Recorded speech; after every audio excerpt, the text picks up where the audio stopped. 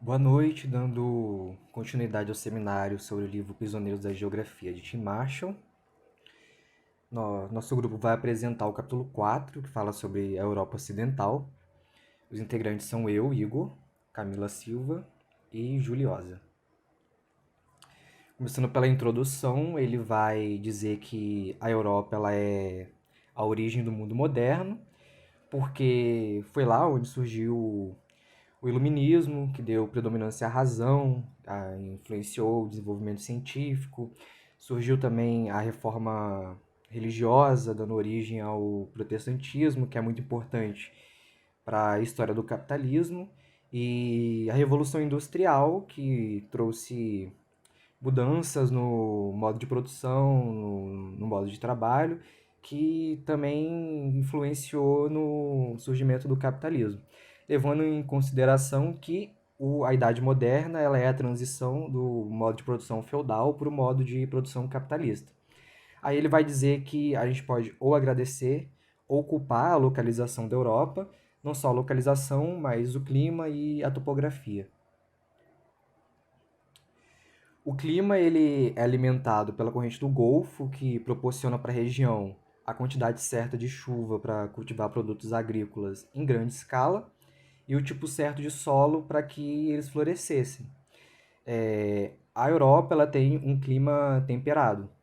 Tem um verão quente e um inverno frio, mas não é quente ao extremo e nem frio ao extremo, com exceção de algumas regiões. Ela também não tem desertos e nem desastres naturais, tipo inundação, terremotos e essas coisas, não é muito comum.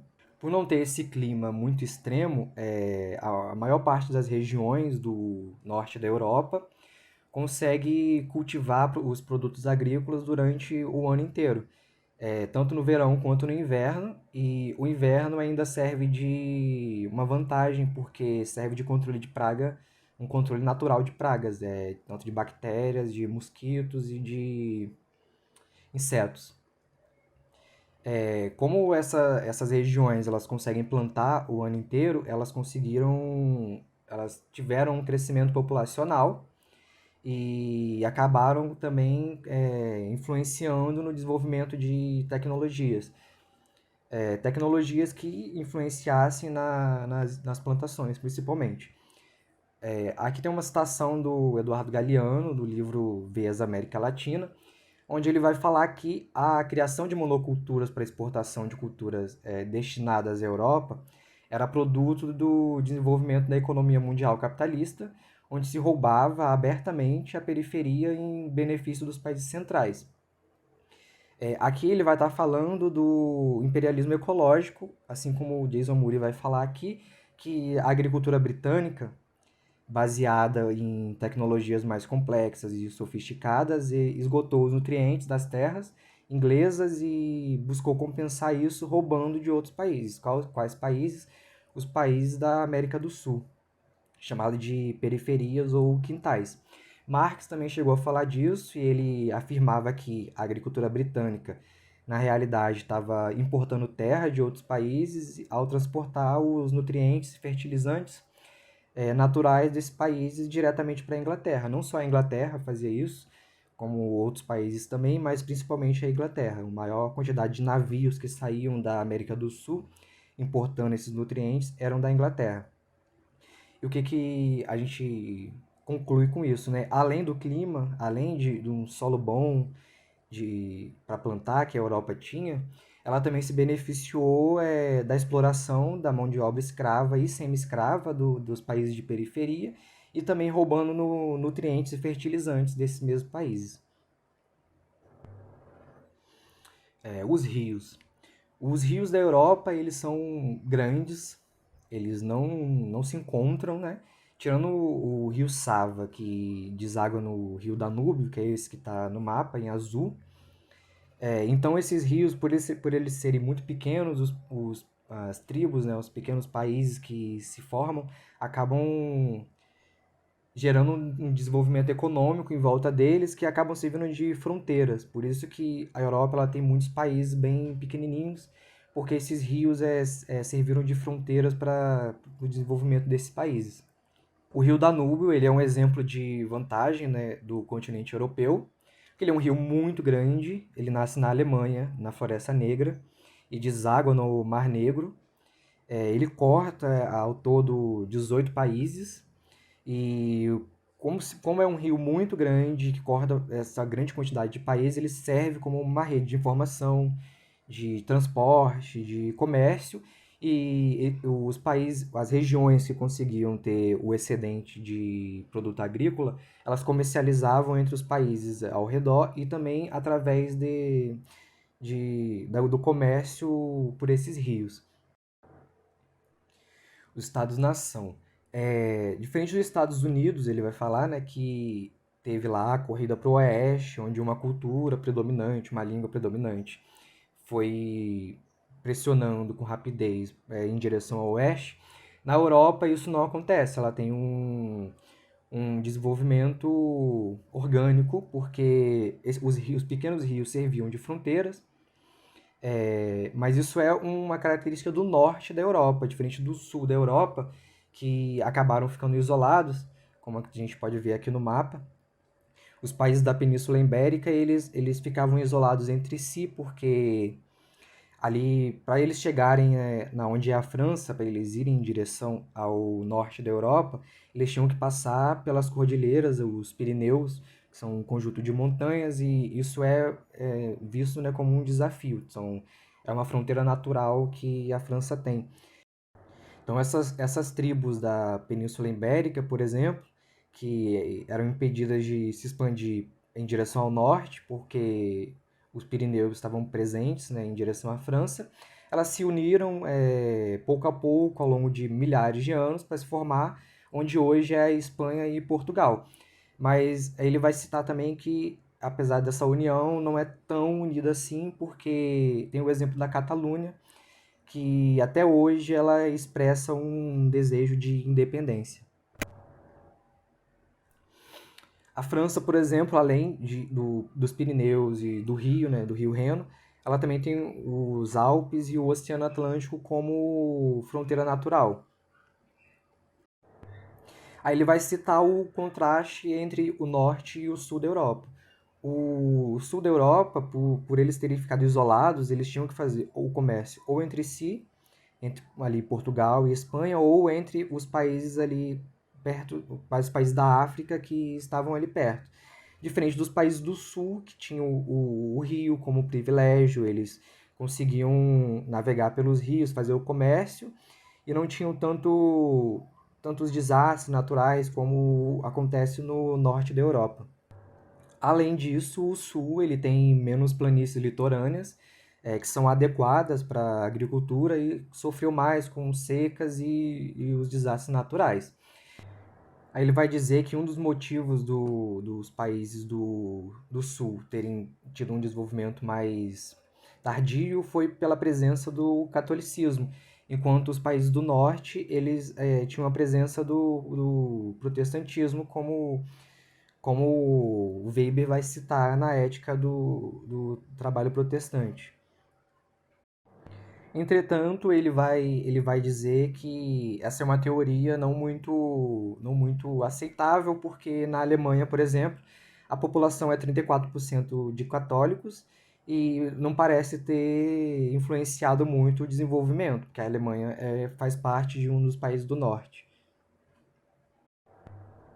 Então, concluindo, o sul ele tem menos planícies litorâneas adequadas para a agricultura e sofreu mais com as secas e os desastres naturais. Então, a gente pode concluir com isso que a terra propicia a lavoura bem-sucedida em grande escala e as vias navegáveis elas permitem que as colheitas e outras mercadorias sejam transportadas com facilidade. E isso influenciou o desenvolvimento do norte, diferente do sul, que não teve esse privilégio. Eu vou começar a falar sobre a França, né, a menina dos olhos de ouro. Sim, menina dos olhos de ouro por quê? Porque a França possui uma localização geográfica privilegiada. Ela é cortada por dois grandes rios, que são extensas faixas territoriais, são rios mais largos e que propiciam comércio, transporte. que são os rios Sena e o rio Rodano. E esses rios, além de tudo, eles desaguam no Mar Mediterrâneo e o Oceano Atlântico, que são os mares que banham esse continente, tá bom? No caso, esse país. Outra coisa também foi em relação à unificação e à centralização do poder desde a época napoleônica. Essa questão geográfica permitiu que a França saísse na frente e fosse uma das grandes potências da Europa. Aqui eu já coloquei a difícil situação da Itália. Porque a Itália ela sofre um contraste muito alto se for comparada à França. Por quê? Porque a Itália ela possui a região sul e a região norte, onde a região sul é uma região mais prejudicada. Então eles não têm tanto desenvolvimento econômico, tanto desenvolvimento agrícola, e a região norte já é uma região mais rica. Então isso acaba produzindo fortes tensões dentro desse mesmo território, né? Que nessas fortes tensões que foram criados partidos políticos muito radicais, que tanto radicais no ponto de vista econômico quanto físico, porque eles tentam até medidas separatistas, como separar a Itália do Norte da Itália do Sul, justamente pela a Itália do Sul meio que puxar o país para trás, ou meio que de certa forma impedir o desenvolvimento melhor da Itália do Norte, tá bom? Por isso é uma situação difícil para a Itália.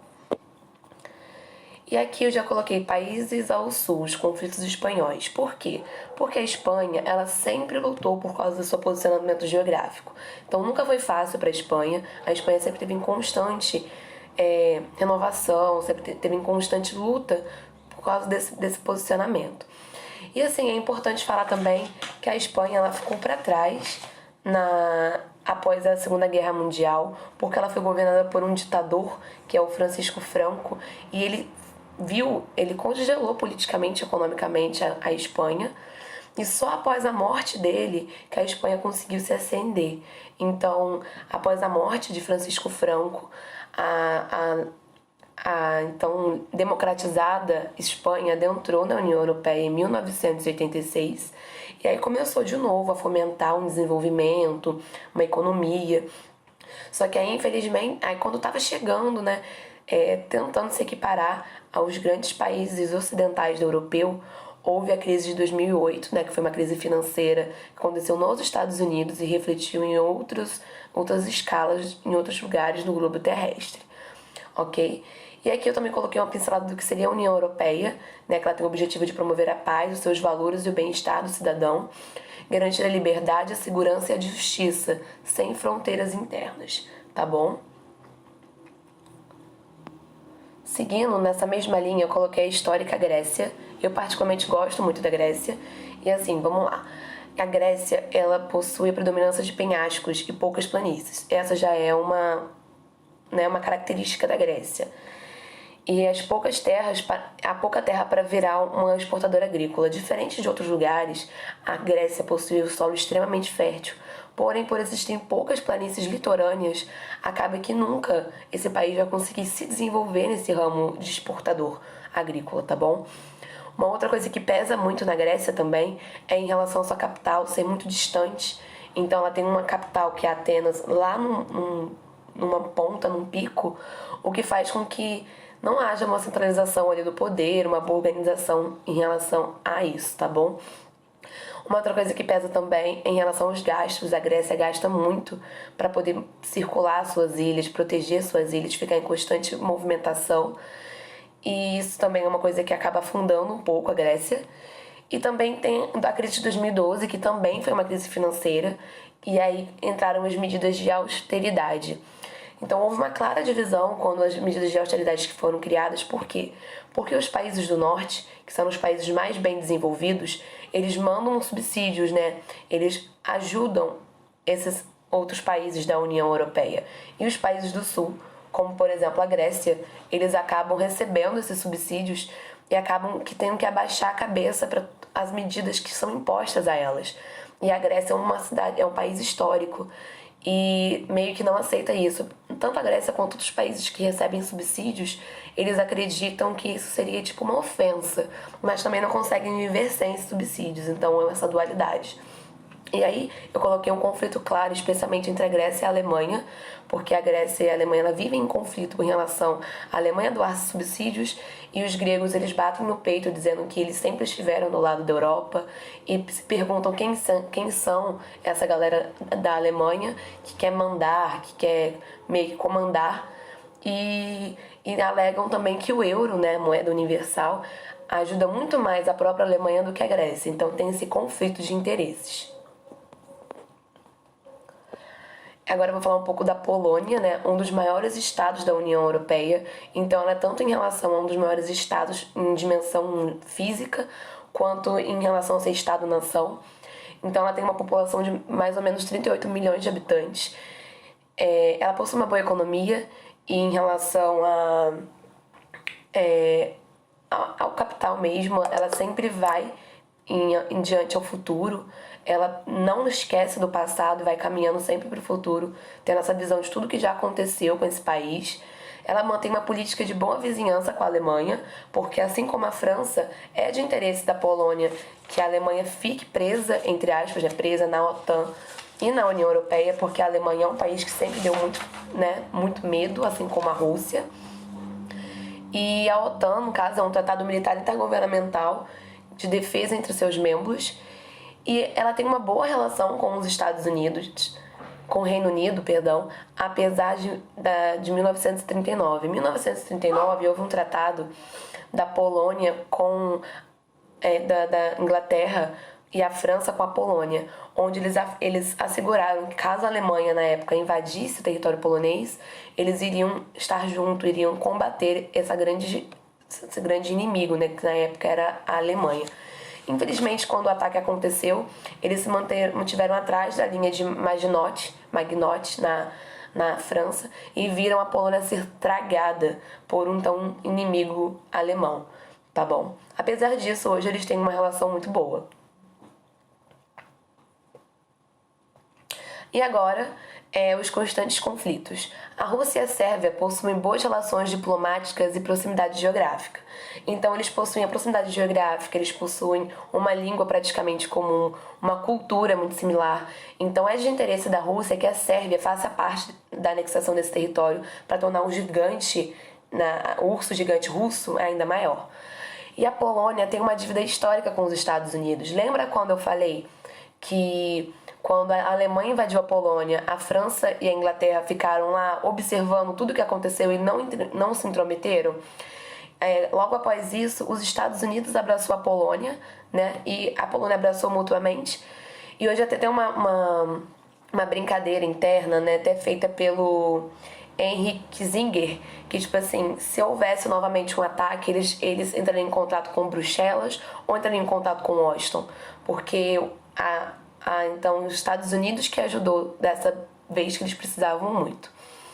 Tem um debate muito grande da Suécia sobre a política de neutralidade. Por quê? Porque a Suécia fica um pouco em cima do muro, ela não se posiciona. Porém, ela foi ajudada. Por exemplo, quando os russos tentaram bombardear, né, tentaram invadir o território sueco, foram a Força Aérea dinamarquesa que adentrou para dispersar os russos, né? Então, apesar dela manter essa política de neutralidade, ela já foi ajudada por outros países da União.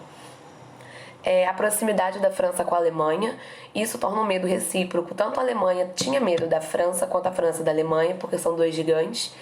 Inclusive, quando se uniram a Alemanha com a Inglaterra e a Rússia, a Alemanha teve medo dos três. Então, assim, tem um constante conflito ali de medo, de interesse. Então, eles mantêm uma boa relação justamente por isso, por medo de criar alguma coisa futura.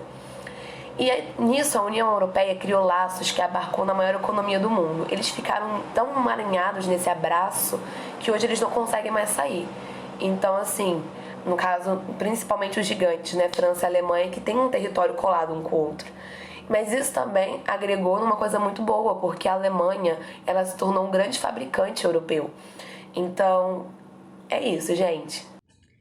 Por todas essas características que o Igor e a Júlia já mostraram, o autor vai defender que as relações de poder dentro do continente da Europa, principalmente da Europa Ocidental, vai se dar de acordo com uma relação decisiva entre duas potências, que é a França e a Alemanha.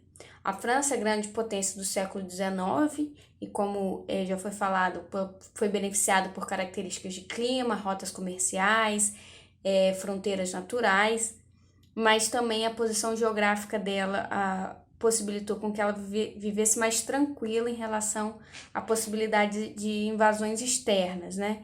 Ela tinha uma Alemanha, uma vizinha, que era uma Alemanha ainda não unificada no século XIX, a distância em relação à Inglaterra pelo Canal da Mancha e uma distância geográfica também considerável em relação à Rússia, que estava mais longe, então podia ficar mais tranquila, apesar de todos aqueles conflitos ali territoriais, mas tinha uma posição geográfica que era mais benéfica.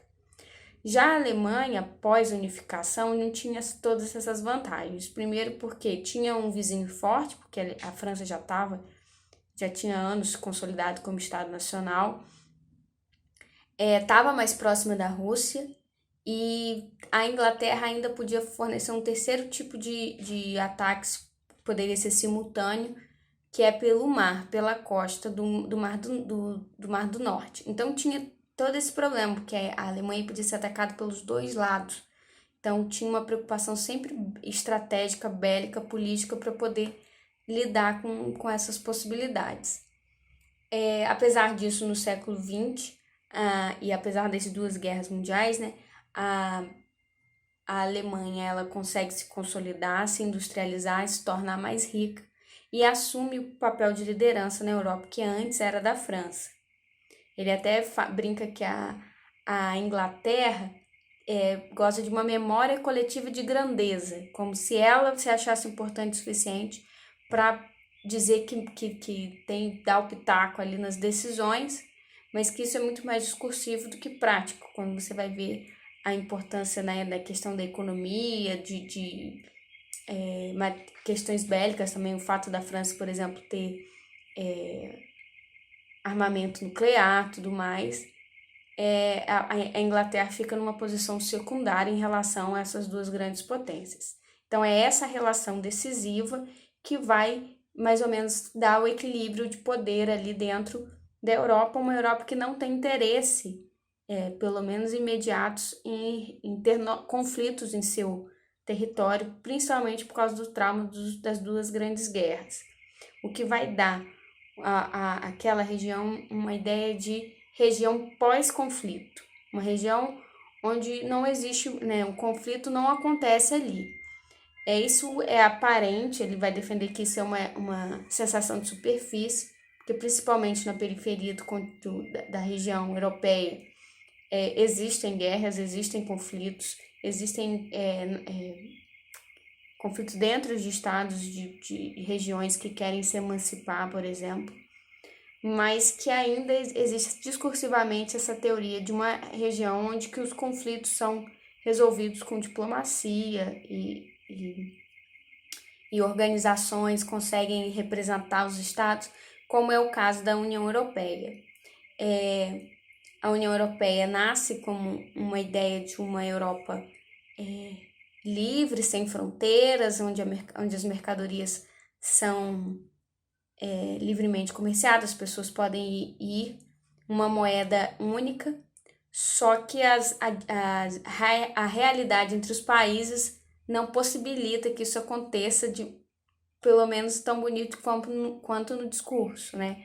E até um dos problemas que ele fala é que aplicar a mesma moeda de um país que tem níveis de economia, índices de economia tão diferentes, por exemplo, inflacionário, de desemprego, de industrialização tão diferentes, e uma moeda única para representar todo esse conjunto gera conflitos ali, que é o que a gente costuma ver na mídia, de países que se desentendem, de como vai ser aplicada a verba ou não, né, dessa região.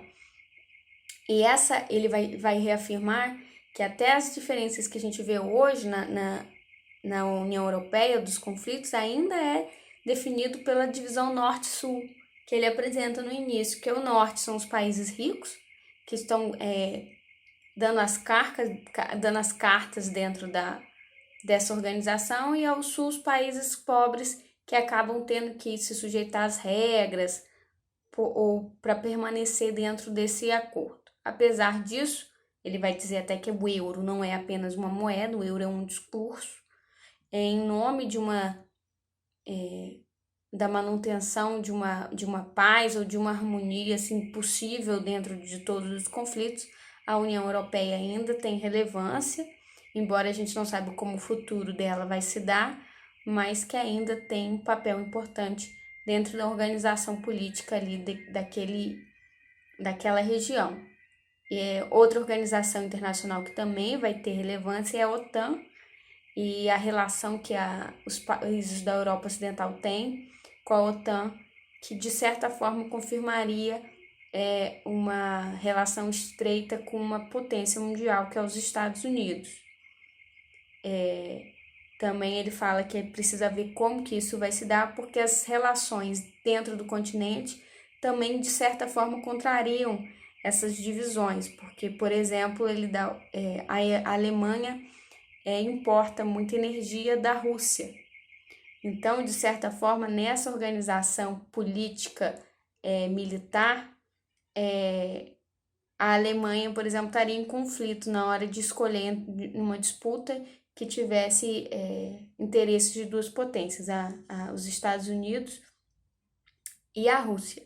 E a Alemanha, como a grande potência da Europa Ocidental, ficaria ainda no meio desse conflito, porque não teria problemas para lidar com isso. Mas que não dá para prever como que isso vai acontecer, mas que é importante observar, porque é justamente nessas relações que vai se dar o futuro desse continente. Como questões comuns a todos os países, o autor apresenta que existe dentro do continente uma questão de envelhecimento da população, principalmente se você fizer um recorte racial, da população branca europeia, né? Então, ao mesmo tempo que isso é combinado com uma grande migração para o continente europeu, de países, de população de países de periferia, que vão em busca das melhores condições econômicas para se viver, e que justamente todas essas rearrumações vai dar na questão que é um outro problema que o continente enfrenta, com suas nuances dependendo do país, que é o que ele chama de guerras culturais, que é esse conflito entre a ideologia europeia ocidental, né, que sempre se pretendeu mundial, né, avançada, civilizada, perto de outras formas de se viver, de se acreditar. Inclusive ele vai falar, por exemplo, valores que estavam consolidados, como a liberdade de expressão. Hoje, diante da xenofobia, da islamofobia, muitas pessoas questionam se realmente é possível dizer tudo, ou até que ponto os países devem defender essa liberdade, assim, sem limite, né? Mas outras pessoas não defendem, que tem que ser assim mesmo. Então, todos esses tensionamentos estão gerando dentro do continente, com maior ou menor grau, dependendo do país, conflitos culturais, que também não se tem como dizer o que vai acontecer, mas já trazem problemas dentro do continente, que ainda está dividido ali sobre o que vai fazer. De toda forma, o que aparece nos últimos anos, principalmente pós-crise de 2008, é uma tentativa de fortalecimento de fronteiras.